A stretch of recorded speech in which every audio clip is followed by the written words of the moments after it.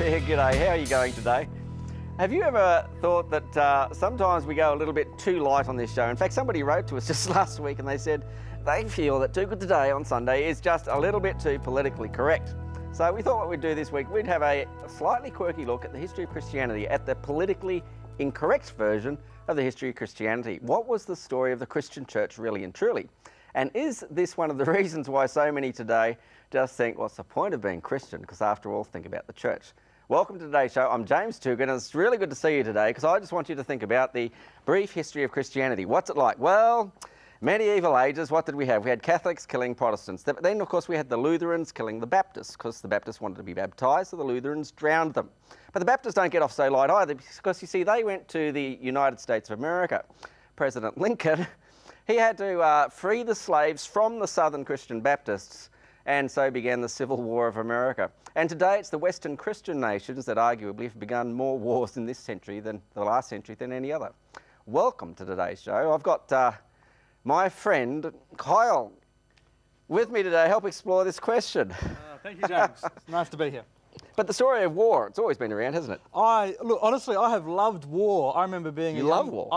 I'll be honest, I love war. I'm a bloodthirsty male. I would enjoy all things warlike, and I remember as a child reading books of bloodshed and war. I remember one of the first books I read was actually a little book that was written, Stories of King Arthur and the Knights of the Round Table. Oh, you enjoyed that story? I absolutely loved it, and I think I went around stabbing my brother for about a month. He's older than me, so he pummeled me repeatedly, but it was great, and it actually started a love affair with that era. And today Kyle is a Christian pastor.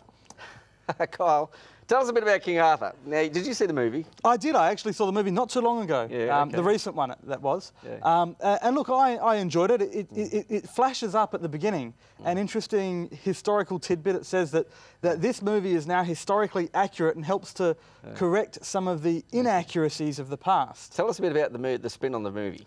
Well, the spin on the movie is that there's a gentleman by the name of Artorius who's actually a Roman legionnaire or centurion. And he's left behind in Britain. And he's left behind in Britain. And he actually comes to the aid and the defence of the British people as they are warring with what we would call nowadays the Germans. In those days they were called the Saxons. They were the Saxons back then. So the Anglo versus the Saxons was... That's right.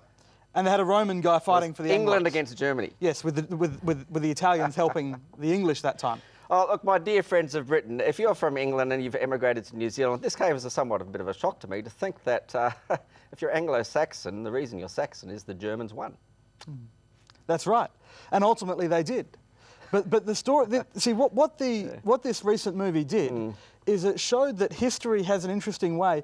You see, historians have been arguing for years over whether or not Arthur was actually a king or whether he was real at all, or whether or not he's just a made-up myth or legend that actually did run around with a magical sword called Excalibur with a wizard who was 400 years old, and whether or not he actually was able to pull a sword from a stone. So parts of the story today of legendary proportions. That's right, and so historians try to go back through and discover how real this person Arthur really was.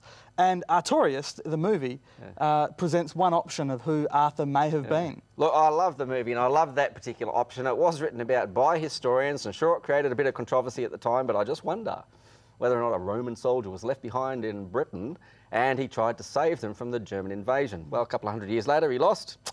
But getting across to the story of Jesus Christ and Christianity. Arthur could have been Christian, he could have been pagan, he could have been who knows what. That's right, he could have been anything.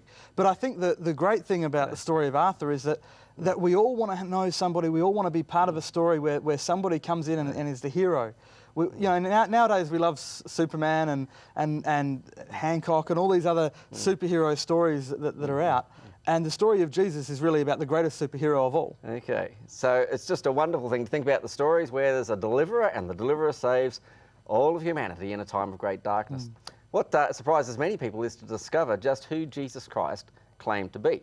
Sure, he lived here 2,000 years ago, he was born as a human, father was God and all that, and that's the Christian story.